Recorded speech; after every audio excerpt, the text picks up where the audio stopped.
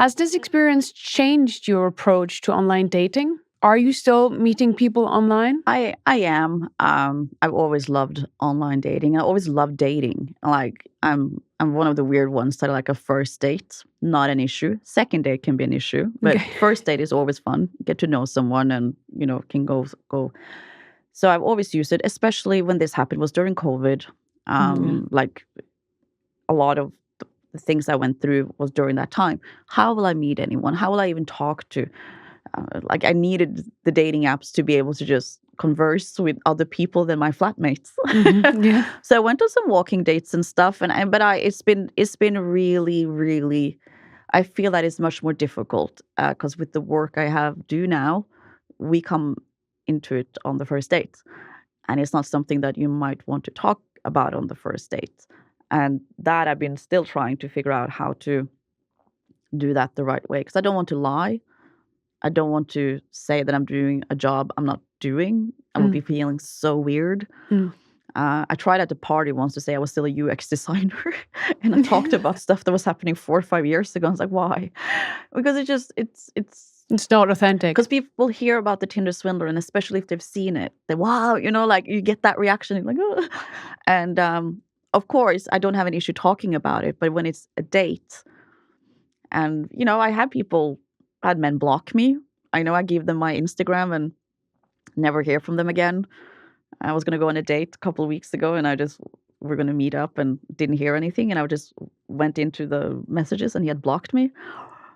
And it's just several things. Probably it's the wrong people anyway then. Yeah, you don't want to be with them, but you can imagine that the pool gets much smaller. It's an interesting thing having this type of job when you're used to having a 9 to 5 and but it's also who you are now. You've become a much stronger, much more radiant woman because of the dark things you've been through, and that will certainly attract not anyone that needs someone who is able to handle that. Yeah, they need to. So I know that. So the people who block or I don't hear from, it's totally fine for me. Yeah. But then I always think about, oh, did I not ruin my life, but you know what I mean? It's kind of like, oh, things would have been just simpler to not have this presence where people can Google the hell out of you and read so much, So if I now went on any kind of platform, by the way, is there a platform which is safer or better than another one? I'm not really familiar with all of that. I'm a little old school when it comes to this.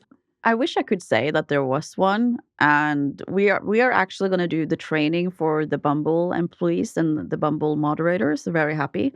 But I have to say, well, it has been difficult to find one where there's not a single app out there that that wants you to send in your identification to make sure 100% that the person you're speaking to is the person in real life, that no one has that. They have face verification, but people can change the images so it still looks like it's verified. So it's not to the standard I would like.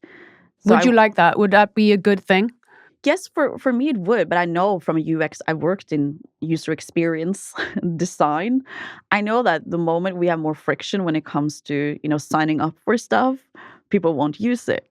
Yeah. So when these companies are against, having tons of people on their platforms or making it 100% safe, what are people wanting? Because the people who are truthful, like that, we could just go on, register yourself.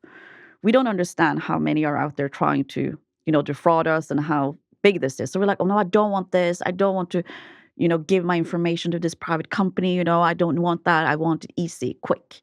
So but if you have nothing to hide, wouldn't it actually filter out the people who are truthful and honest about it? And I think with how things are going in society now, with the amount of deepfakes and, creations of AI, audio, and all of that, I think people will, in the end, we would have to do it. I don't think, because now we can kind of see when it's a fake image.